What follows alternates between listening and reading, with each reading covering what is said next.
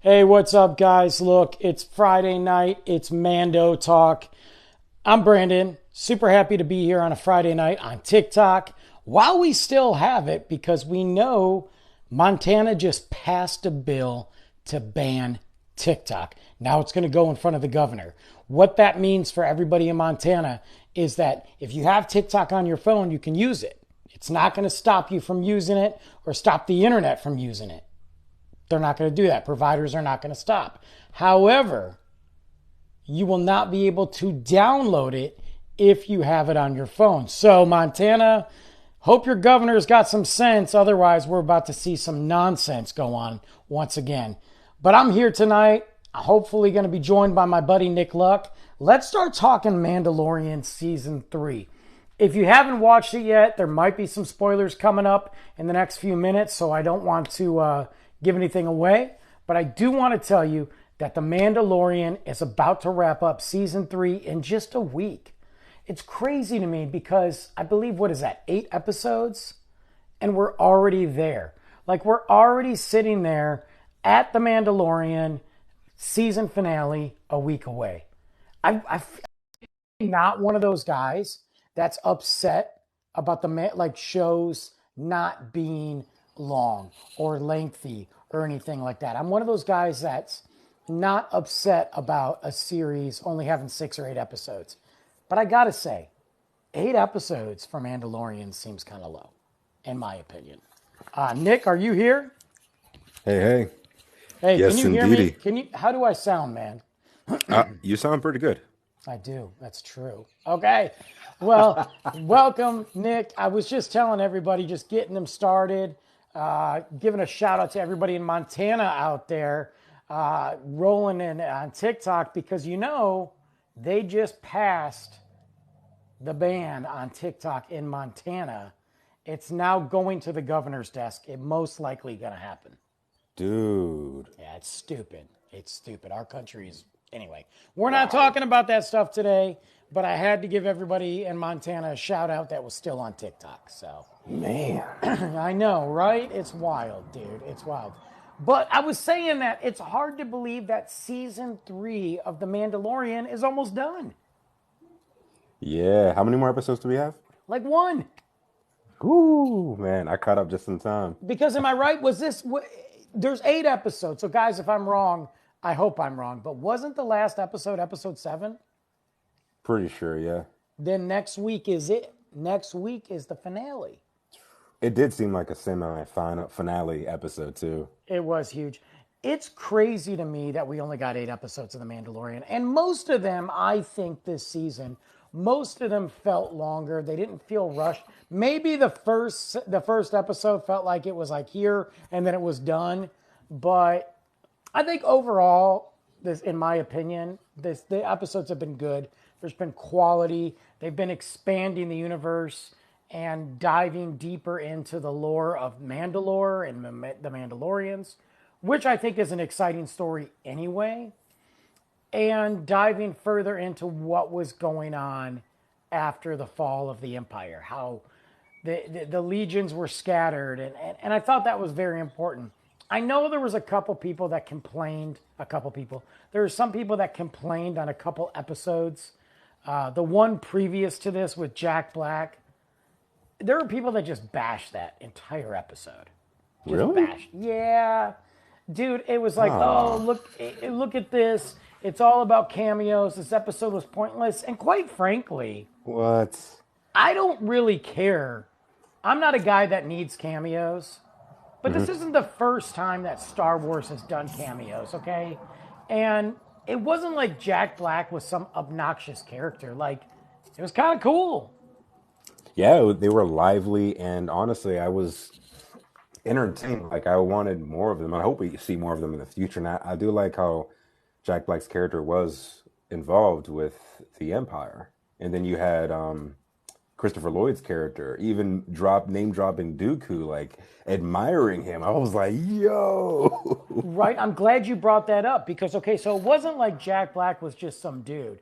He was a guy that was with the Empire and basically changed over. He's starting his new life.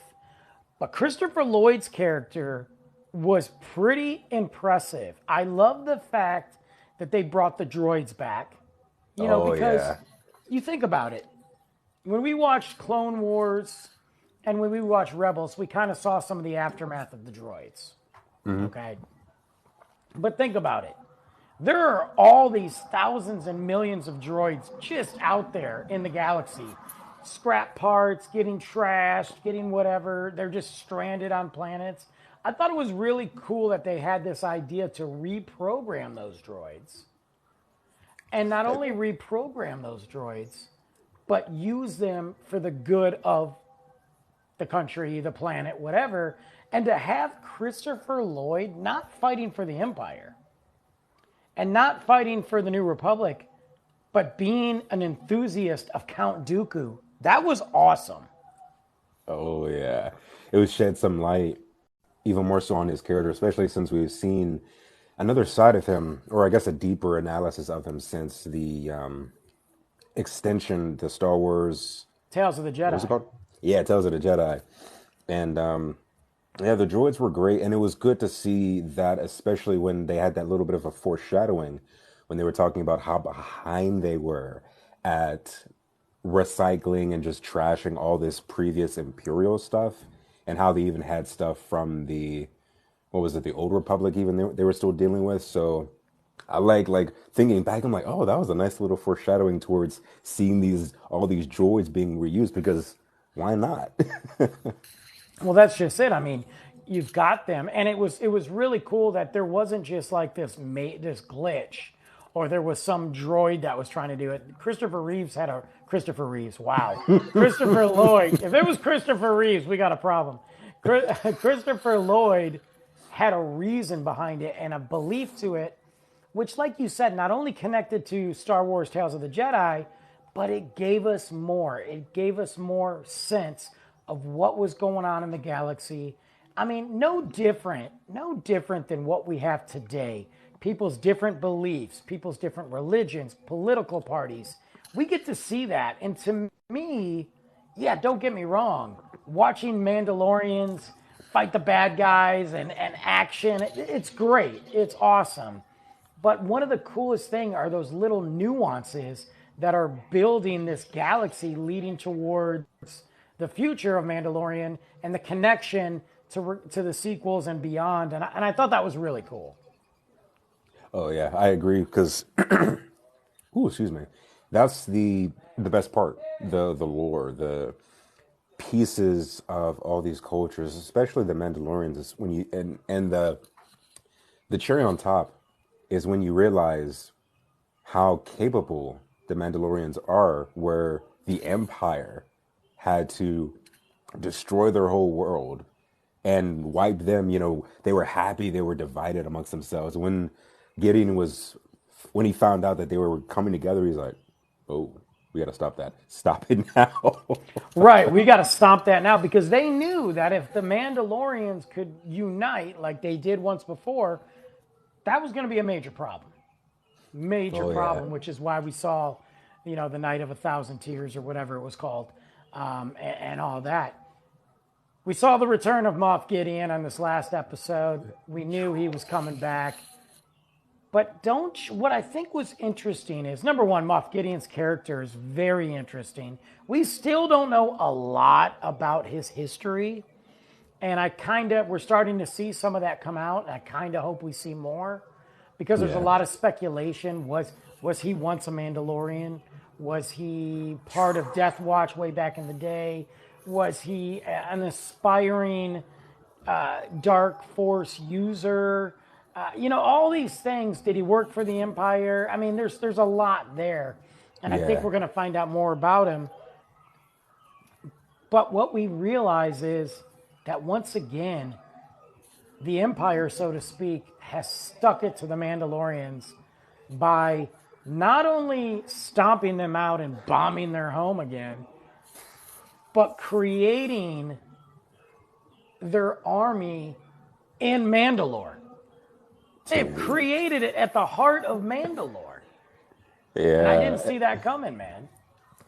That was great. And then seeing them taking their armor and getting even saying, like, we've been taking the best of everybody. The Jedi, y'all.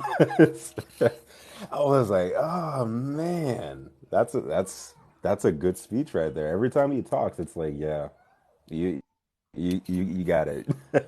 Well, and they brought up an interesting point. So he took, he's obviously using the armor and the Beskar and all that, but the Mandalorians know how to fight against that. And I don't know if I don't know. I mean, I'm sure he thought about it, but I don't know if he realizes that, okay, the only people that can really understand that armor are the Mandalorians. Of course, he's realizing he's going to stomp them out. If he stomps them out, who can really go against that armor? But it brings up the question. That last episode was called Spies. Who is ratting out the Mandalorians? In your opinion? Oh, sheesh.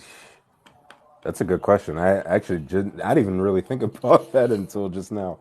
Oh man, because every time I was thinking about spies, I kept thinking about I forgot her name, but what was it, Delia or something like that? The lady who worked with Moff Gideon in that, along with that other Oh, scientist. who's now like pretending to be with the New Republic and all that?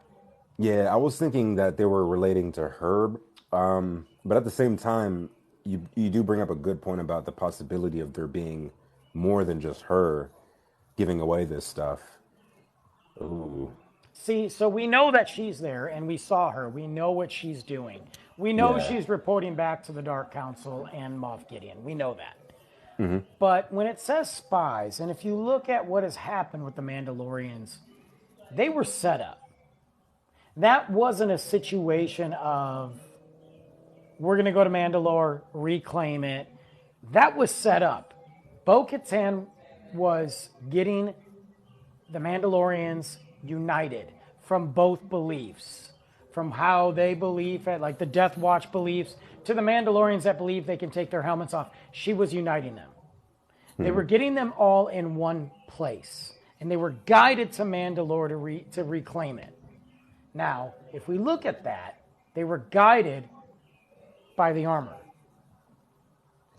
Oh man, I was thinking about that in the back of my head as you brought it out, and I'm like, oh, don't be her. Now, I don't know. Now, there's a couple of things that have stuck in my head throughout the seasons with her.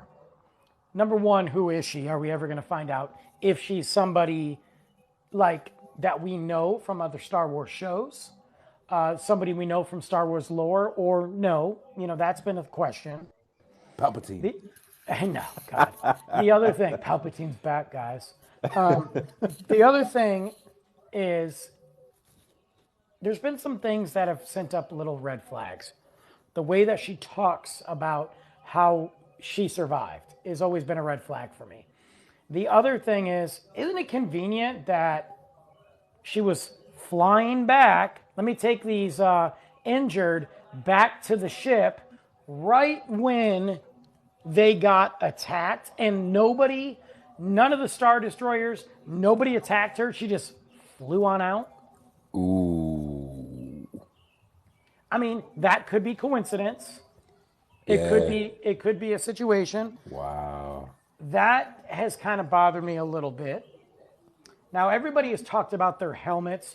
Look at the helmets. They're spiked just like Maul's was with Death Watch, and I don't think that means anything. She was a member.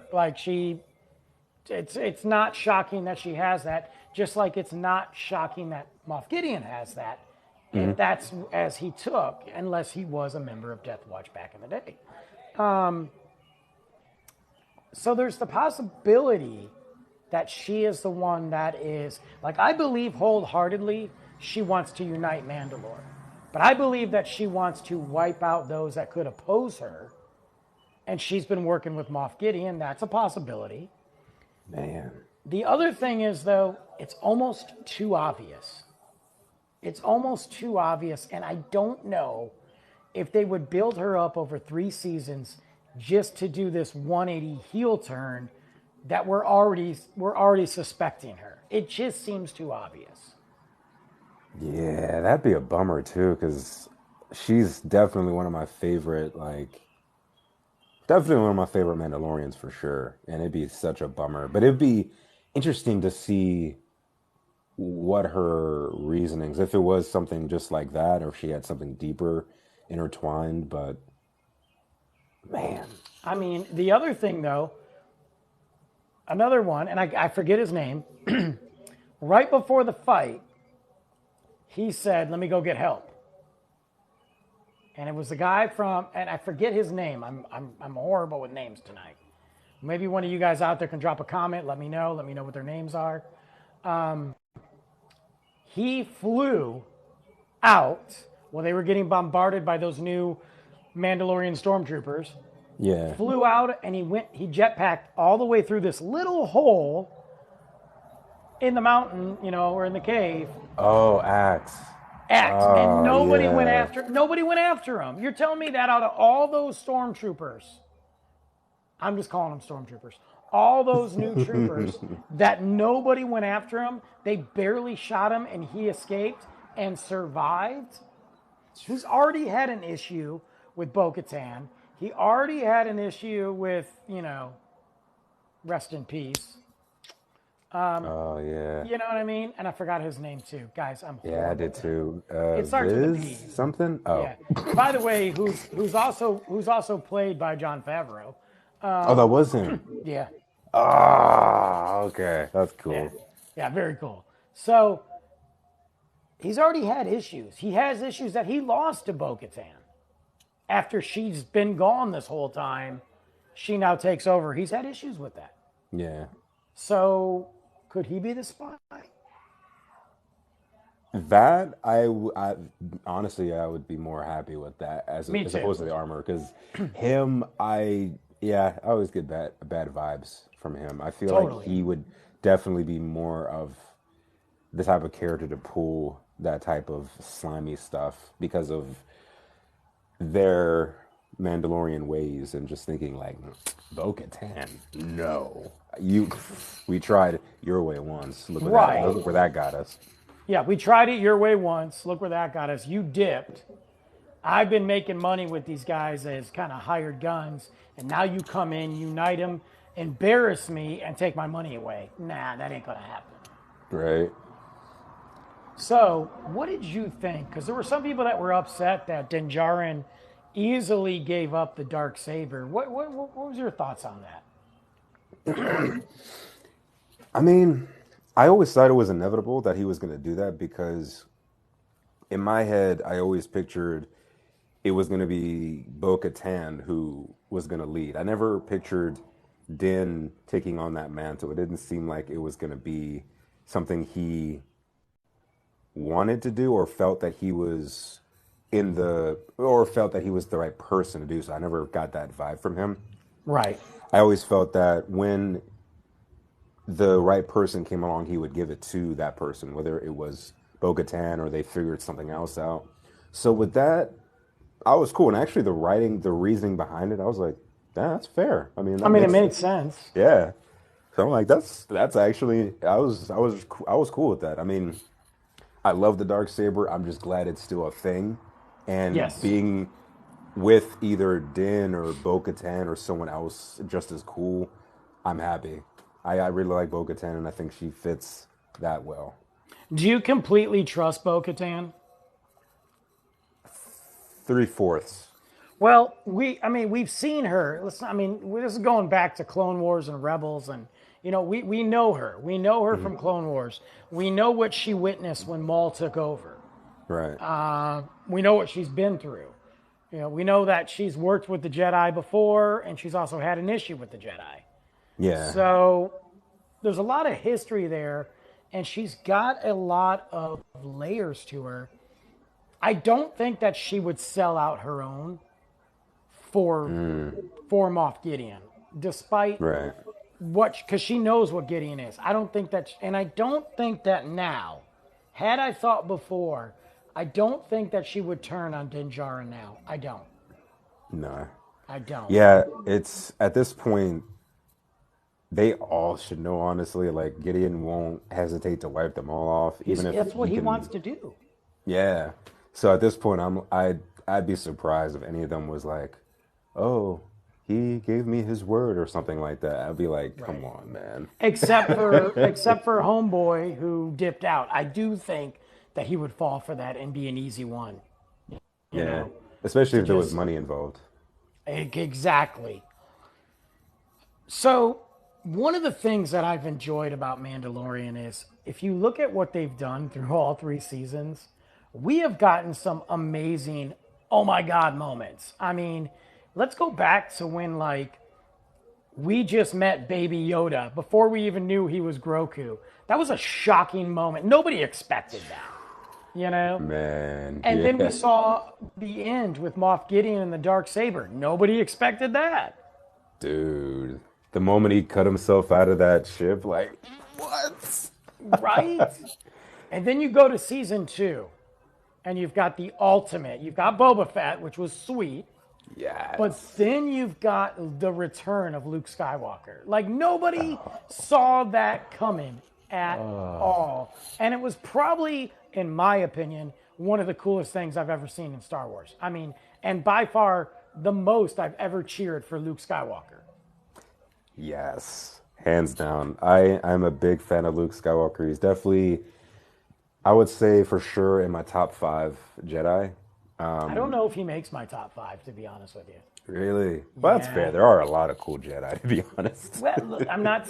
Look, I loved what we saw Luke Skywalker in the Mandalorian. Loved it, and even training, and as he was talking to Ahsoka and trying to train Grogu. Again, there's some more moments for you, Ahsoka and Grogu. Like, give me like Yes. just so many cool moments that Mando has given us, and we haven't even got to some of the stuff I want to talk about, but. I loved him in that. And I actually I didn't like the way they portrayed his entire character in the sequels, but I really wanted to see the older, rugged Luke Skywalker. They unfortunately didn't handle it right, but I was really looking for, like, I thought he looked cool, man. I was Yeah. down with that. Like, Obi-Wan Kenobi vibe Skywalker. It was just really cool, but anyway, I digress. But they Yeah. He gave had us good moments at least. he had great moments. He really has. His when he walks into Jabba's palace and basically owns the place, I was like, dang, you changed a lot since Empire, bro. You changed. You know? And that was cool. But Mando, this show alone has given us more moments that not only connect to the Star Wars universe, expand the Star Wars universe, and might go down as some of the coolest things we've seen in the Star Wars universe. Oh yeah. Mandalorian is definitely top tier for sure. And I'm really happy with how it's gone with establishing more things to even expand into spin-offs. Like we got the Book of Boba, we've gotten well, we're getting Ahsoka soon in her Yes. show. And it's just great to see that how all these characters intertwine, and we've been seeing more of the New Republic, and we're starting to see that build up of what's eventually to become the First Order. And it's interesting and scary when you think about how resilient the Empire is. Like all this stuff went down, Darth Vader, Palpatine, all these people getting wiped out from both those Death Stars, and then you still have so many people still firmly believing like, no, this is the way. Well, no, Yeah, not this is that way. this is not the way, but yeah. Yeah. So yeah, it's just interesting, and it makes sense too when you think about other expanded universe stuff. Like if like in Battlefront 2, when you saw that Palpatine had this whole thing where it was like, what was it, Order 67? Where it was if he died, then it would just be a purge and they start the new order or Yeah. first order or whatever. So it's just it's really cool all this build up they're doing for all this stuff. Well, you're also learning the depths of not only what the Empire was and how they, we've always looked at it from the prequels building up to the turn, how he infiltrated the government, how this, that, and came into power. And we saw that, and that was impressive. but we've always viewed it from the eyes of Palpatine and Vader in a sense. With Andor and Mando and all that, we're seeing the stretch and the reaches. This wasn't just about taking over and owning it. It was cementing them and suppressing everybody that was against them so that not only Palpatine could do what he needed to do, but so that if ever there was a slip up, they would have enough power to come back. And when that void, when they were collapsed, the New Republic never ever had a chance to solidify itself and unite the way that they needed to. They were very much still young and in their infancy to where they couldn't get to that point where they were like, okay, we're established, so they could squash an uprising. You had people, and you see that with the New Republic, you have people in the New Republic, and you were looking at them going, y'all are kind of shady too. You're not just because the Empire is gone, you're starting to talk about some stuff that's not so good. So we're seeing a lot of that, and we're really understanding the layers. And this is what I like. Regardless of what you think about the sequels, we kind of need to know what was going on during that time between Return of the Jedi and the sequels. We kind of need to know, like, what happened, how did this happen, there's these other stories. But we're seeing just how deep between Bad Batch and between this, or Mando, we're seeing just how deep the cloning and how important the cloning thing was to not only Palpatine, but to the entire Empire. I mean, forget the fact that they made these clone soldiers. You've got Moff Gideon doing these experiments, whether that's for Palpatine or Snoke, or he doesn't even know, but there's all kinds of clone talk, and we're seeing that cross over and connect the dots in all of these shows. And I got to tell you, it's awesome to see. It's scary, but it's awesome. And it's such a shame that Perishing, I can't remember if that was his name. It's a shame because I was rooting for him. I'm like, oh, he actually wants to bring this technology into the New Republic and do good, and then he Nope. gets mind flayed, and it's like, okay, that's a bummer. What did you think about? So when they were having the Shadow Council, first of all, it's the second time in Mandalorian that they brought up Thrawn, and I mean, we know Thrawn because we've watched everything and read it.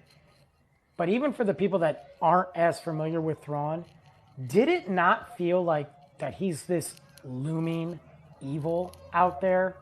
Like he's this big power that's looming, and he's somewhere out there, and when he comes, it's going to be a big deal. Like, they are doing a really good job of building him up without really doing much. Yeah, it's it's really cool thinking about it too because you have these members of the Shadow Council being like, we just gotta wait. We don't know when he's coming, but he's gonna be here, and we're gonna be set. But then you have Gideon, who's just like, how are we supposed to know that is legit? Like, we gotta figure the things out now this way, and just he had his own thing going on. But it's cool that they keep establishing him, and that for those who've seen him in Rebels, or people who've seen him in other extended universe stuff, it's like, oh man, this is going to be intense. But I do like how they're slowly building him up here and there, so that way we don't forget that name. You're right. It's very important, and especially with Ahsoka coming up and everything that's going to bring, and we know what Thrawn is and who he is and what he's capable of. It's definitely a big threat. I think it's interesting that Gideon very much wants to fill the void of Vader and Palpatine and the Empire. He wants to be that guy. Yeah. So I'm curious to see how him and Thrawn are going to react or interact, I should say, if they come face to face. I feel like they're gonna hate each other. Yeah, I feel like that too. There was a part of me that we don't know what's going to happen. Now, Gideon got a lot of what he asked for. He got the reinforcements, he got the Air Force, he also got the guards. Bro, Oh, that was the crazy part too. Like our boy took out all the oh, others, and it wasn't until those red guys came in, the red guards, where he couldn't keep up. And I'm like, he did so much by himself. dude, that scene, I've watched this episode 3 times, by the way. There'll probably be a fourth time tomorrow. Nice. That scene, which you knew he was about to do it. You knew it, that he was going to be Yeah. like, nah, not today. And when he was just blasting all of them to pieces until his gun overheated, and then he was like, all right. And he flat out was throwing those dudes off the cliff. I was like, I don't think he's going to make it, but I also don't think these guys are going to make it either. And I know those shots hurt. I mean, he was getting shot left and right. I don't care if he got armor on or not. I remember when they talked about the guards in that Shadow Council meeting, and I thought it was a cool thing. I was like, oh, yeah, that's a cool little throwback. And I was just happy with it, right? But I did not think that they were just going to appear. And the way that they appeared, as he was rising up like he had just made it, and they slowly walked out, I was like, oh, God. Run. And he was like, I got you. But he was so beat up, so tired, and they disrespected him. I mean, they were just like, nope, you're dead. I am looking forward, and I hope we get it, because we know those guys are tough, and they held their own. Maybe those weren't the same guards, but they're the same style. They held their own against Rey and Kylo Ren before they got whacked. Yeah. These guards are going to be an issue, and I want to see some dark saber action. I want to see Bo-Katan get pissed, because Yes. I have a feeling we have not seen the last of these guards yet. I love it. I love how important they are. I love that, unlike when the Emperor had his cool-looking guards who basically did nothing, I love that these guards are, number one, they're very similar to the Mandalorians. They do not take off their masks or their helmets ever. They don't. Right. I love that they are basically Jedi killers. That's their job. And they will Right. kill anybody no matter what. Man, 3 of them against Mandos? Oh my God. And Din Djarin. Din Djarin's captured. Dude. Yeah, that's. Oh, and Gideon has some. He's definitely had some payback. He's been wanting to dish out for him. Oh, by the way, speaking of John, I heard that, and this is just a rumor. I heard that he did his own stunts for that scene, and he even allowed himself to get stabbed with real weapons by those guards. I'm sure he did. He John's really a wanted pretty, to sell the scene. John's a pretty big dude. Oh, that'd be hilarious. He's a true method actor. I also really like what's happening with Grogu. I know it's kind of annoying to see him jump around all the time. Whatever. Some people don't like it. I don't care. I love that he's now just literally got his own robot suit. I think it's hilarious. Yeah. The dynamic between this puppet and Din Djarin is amazing, and it's just like having a kid, and I think it's great. But I love that Grogu's facial expressions and mannerisms are growing, like he's paying attention more. And what we have to remember is that this species, they age very different than normal. So he's gonna be young for a while. Yeah. I mean, if you look at how old they get, he's gonna be young for a while. But I had a thought, and I'm sure you've probably seen this. I'm not the only person. Wouldn't it be great if by the time, and we'll get to this, by the time the movies roll around, we see an older Grogu who could be like Yoda in his prime? Oh Dude, man. but he's That'd be got perfect. you got a Mando with a lightsaber. Like that's what I want to see. And he's Yoda, so that's amazing.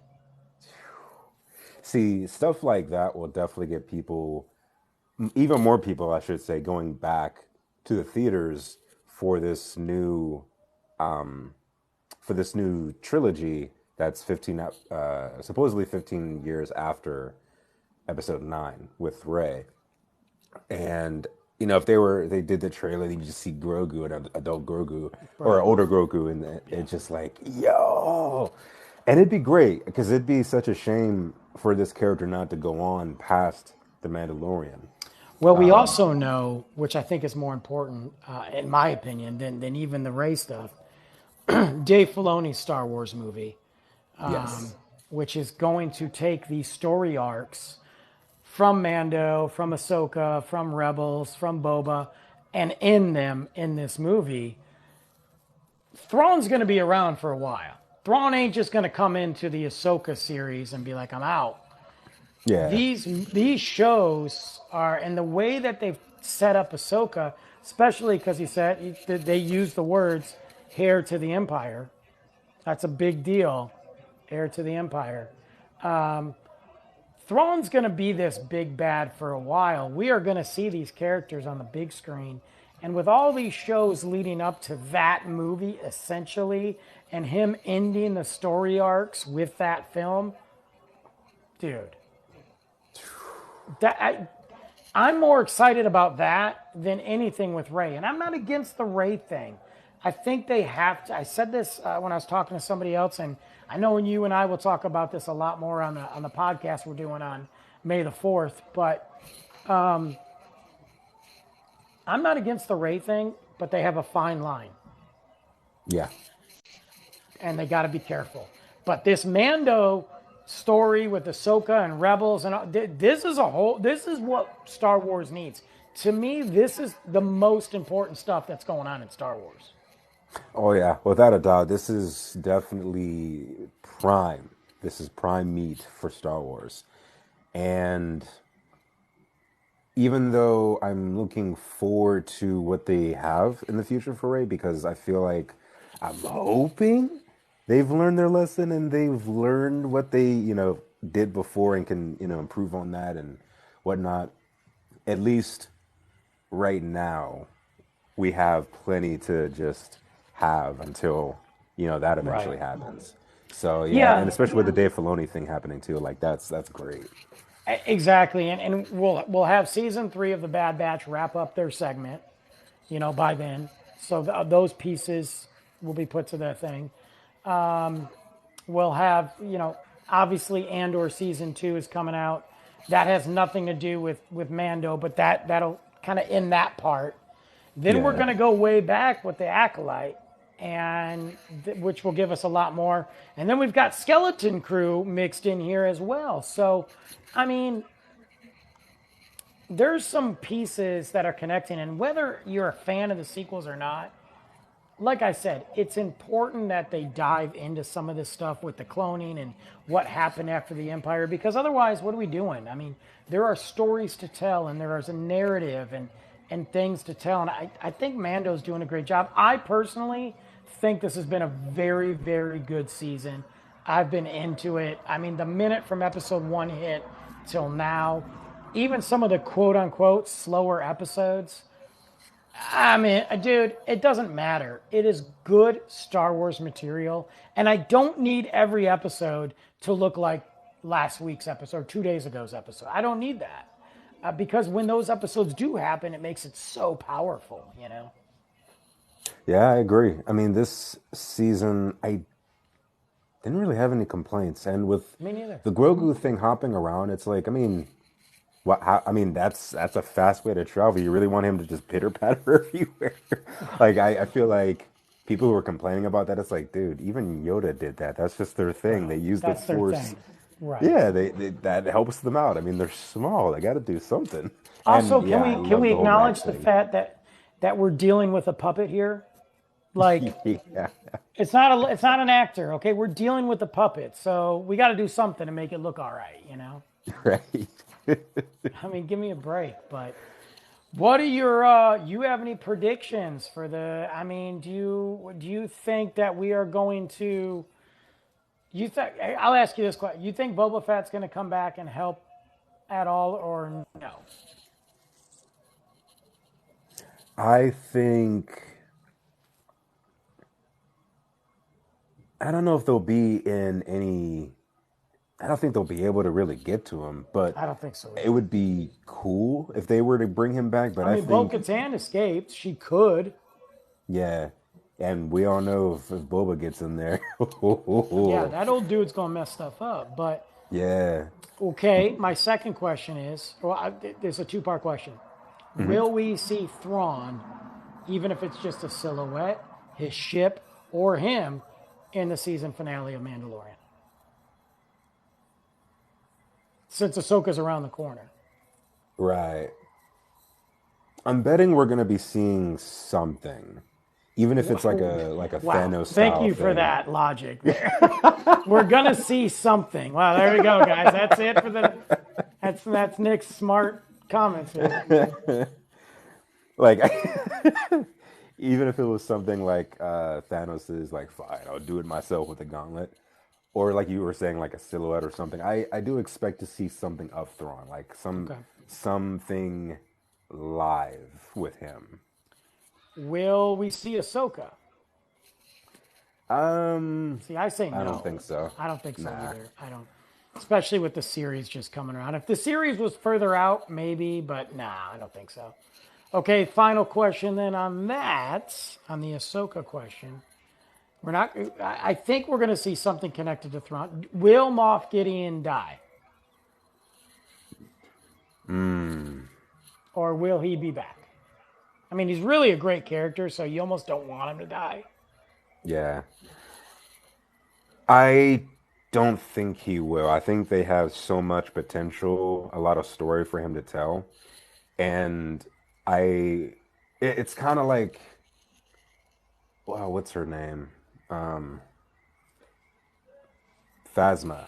You know, such a great character as far as like potential, but we didn't really know much about her outside of the book they had and in the movies. And I would hope that they wouldn't do something like this again with another character such as Gideon.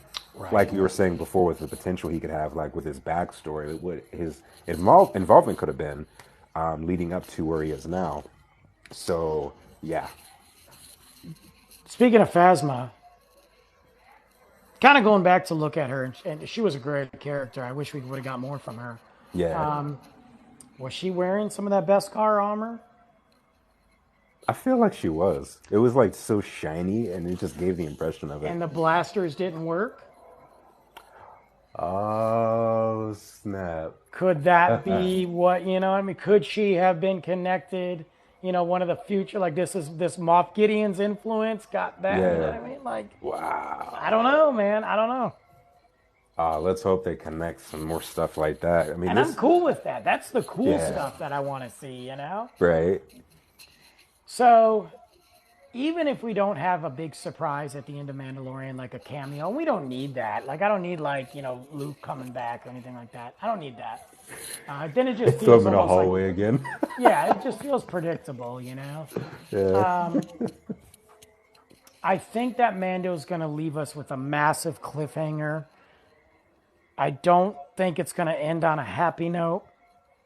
I Nah. think, in my opinion, and maybe just because I want this, I want this episode to end like an Empire Strikes Back thing, where, yeah, they might have survived, but good God, the Empire just dominated us. I mean, like if you watch Empire Strikes Back, yeah, they survived, but they are beat up. There's massive revelations. The rebels are scattered. There's deaths, and essentially they got the upper hand. I kind of want to see that type of vibe. I mean, whether Din Djarin makes it out and is reunited with Grogu, or something, I think we're going to get a massive cliffhanger. Yeah, I think it feels right because the way this episode is, I feel like it would be too much to try and fit in a complete conclusion in just I one agree. episode left. especially with Ahsoka being around the corner. And I know Ahsoka's Yep. going to have so much to deal with Oh yeah. on her own, regardless of this. But it's all, coming back and all that. So, man, I don't know. I'm stoked. I do wish this was longer than 8 episodes. We don't have to wait really too long. We've got some new Star Wars stuff dropping on May the 4th so far. With the young Jedi, the kids one, and then we've got Star Wars Visions 2 dropping on May the 4th. So I'm stoked about that. Oh man, I got some catching up to do still. Because Visions 1 was great, but I got to be Yeah. honest with you. I watched the trailer for Visions 2, and I'm like, holy crap. It looks great. So we got that, and then again, the youngling show, which hopefully Anakin doesn't slaughter them. Although apparently this little kids cartoon, it's the younglings with Master Yoda, and it takes place long before Anakin was ever involved. So Oh, they're safe then. Thank yeah, goodness. these younglings have a chance to live. But this is very much a kids cartoon. This is not Yeah. so. But I just think it's cool. I think it's fun, and I'll probably watch it. So, but we got a lot of stuff, and we've had a ton of announcements. Nick and I are going to be doing our yearly Star Wars special on the Life of an Average Show podcast. So you guys go ahead and click those links for the show. That is going to be, May the 4th is a Thursday, so this show will drop on May 3rd, but it'll be our Star Wars special. And we're going to record that. We're going to dive into a lot of stuff. But Nick, anything else you got to say about Mando before we call it a Friday night? Man, it's exciting to see that despite what all the Mandalorians have gone through, they managed to survive. I mean, we had Mandalorians that were on what's it called? They were on oh shoot, what's it called? They were on the planet itself and it was getting bombed and they survived. Mandalore, yeah. Yeah, and it's like wow. Ground Zero, that's what I was trying to say. We had Mandalorians on Ground Zero and they still survived. Like that's crazy. So it's great to see what these people are capable of, and I'm very excited to see more of them as the series concludes, and hopefully we'll see more of them in the future as the series, the Star Wars series as a whole grows. Yeah, I'm really much looking forward to it. The Mandalorians they've been such an interesting thing of the Star Wars universe since, God, forever. And to really dive into their planet. And I thought we got a lot of stuff during Clone Wars, but to actually see more and learn more about them, it's been awesome. So I'm looking forward to it. Next week is it, and we'll go from there. Nick, what do you got going on? What can we plug for you right now, man? I believe my next podcast will be talking about the Mario movie, how God, it was awesome so that good. was, and talking about like the potential of the future, like the possible cinematic universe of Nintendo. Now Sure. that they are finally comfortable with the fact that they can have good movies based off of their games. Well, dude, didn't it just cross like 500 million? I know it knocked out Frozen 2. Yeah, currently it's Thank the God, highest ranking animated movie. because Frozen 2 sucks. Yeah, I never saw it. I was like Don't. kind of tempted. Oh, No. dang. The first one sucked. Second one sucks too. Oh, that's a bummer. No, dude. And my son went through a phase of Frozen like for a minute. He liked the ice monster. I don't think he really cared about the music. And then he So he liked because he was eventually let it little, go. So when he went to watch Frozen 2, I was like, all right. And it was during COVID, so I was like, we're home anyway. Right. And he started to watch it. Mind you, he was only 3. He started to watch it, and it was like, nah. And then 4 years, and then when he was 4, I was like, we can watch it. He's like, I don't want to watch that, Dad. And I'm like, bet, me neither. But Super Mario, dominated, and as it should. I mean, They made a phenomenal Mario movie, animated, and it just goes to show you that there could be a lot.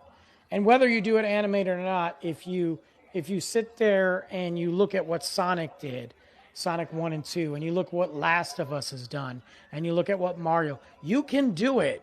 You just can't sit there and bank your show or your movie off the name. And you can't make it look artificial like, let me shove some moments from the game on the screen. You got to make it flow. You got to make it good and entertaining. And Mario was phenomenal, and I absolutely loved it. Every second of it was great. Yeah, Yeah, I buddy. can't even argue with you about it. Like normally, like we're pretty good, but normally there's a couple things we're like, nah, no, dude, Right? I'm with you, dude. Like you're not gonna hear me. I'm there. I'm with you. I'm in. I'm all in. I even got Peaches as my ringtone. Bro, Peaches is the jam, dude. I couldn't resist. As soon as I saw it available, I was like, yes, download, get it. Of course. Why wouldn't you? Like, dude, it's so good. But you got your most recent podcast you just dropped, and wasn't that the an episode from Kingdom Hearts you just dropped? Yeah, if I remember I correctly, that think so. was talking about some Kingdom Hearts 4 worlds, since 4 is the next like major release outside of like the mobile game that's coming out. But yeah, slowly just building up or slowly adding that those old episodes from my previous podcasts before I combined them both together. So, but yeah, looking forward to getting back to the retrospective too, especially now that there's just a lot to talk about even more with that series. Right on. And guys, you can follow Nick right here. Thank you guys for tuning in on this chill Friday night, Mando Talk. Go click on Nick's profile, follow him, see all your fun stuff there. Go ahead and click on my profile. Thank you guys so much too. Hopefully, you guys, we didn't spoil too much Mando stuff for you. I don't know if we're going to be back next week for the finale talk. Actually, I think I'm going out of town, so we probably won't be. But man, just really appreciate you guys coming in here. Nick, thank you so much for joining me tonight. I love doing this with you, and I feel like lately we've been so busy, but it's been really cool to do this. I'm looking forward to our amazing Star Wars episode coming up in just a few short weeks. So it's Oh time to yeah. start catching up. I think I'm going to go back. I think I'm doing it, dude. I think I'm going to start tomorrow. I'm going to go back and start watching the Star Wars movies all over again, Yes. leading up to Star Wars Day. I know Nick and I will be on something soon. We're going to do a Guardians of the Galaxy discussion, whether Yep. that'll be post movie or pre. Probably TikTok, maybe Wisdom. Doubt it'll be on Facebook because, you know, Zucker turd. Zucker. Yeah, dude, I've already been. I already got a warning for something, Ugh. But I've been going all out war on Zuckerberg over there, so I'm relentless over there. At this point, I'm like, what do I care? You literally took 85% to 90% of my income that you were giving me. You took it away from me. So Ugh. Yeah, that's yeah, whack. and you're censoring everything we talk about. So I just lost my earpiece. Getting so freaking hot. Anyway, but we got lots of stuff. So make sure you follow Nick. Check out his content. He's got some amazing stuff on there. I know he just did something about his books that are out. Oh, I gotta drop that. I keep forgetting. I gotta drop that. Woo! Anyway, check it out because I can tell you right now, I have read one of them firsthand, and the second one I've got to get still. It's a children's book, but I want to get it. I've read it, so check out what Nick's doing with his artwork. And again, I know he's my buddy, but I can tell you right now that he has done some artwork for me, and it's awesome. One of them's hanging in my son's bedroom right now, so there you go. But yeah, it's awesome, man. It's a great Thank piece. you. So make sure you follow Nick. He's got some really cool stuff, and we'll be back. Nick, I guess have a good weekend, dude. Thanks, you too. It's been a blast as always. Happy to be on here with you. Absolutely. See you guys. Later. If I can figure out how to close this.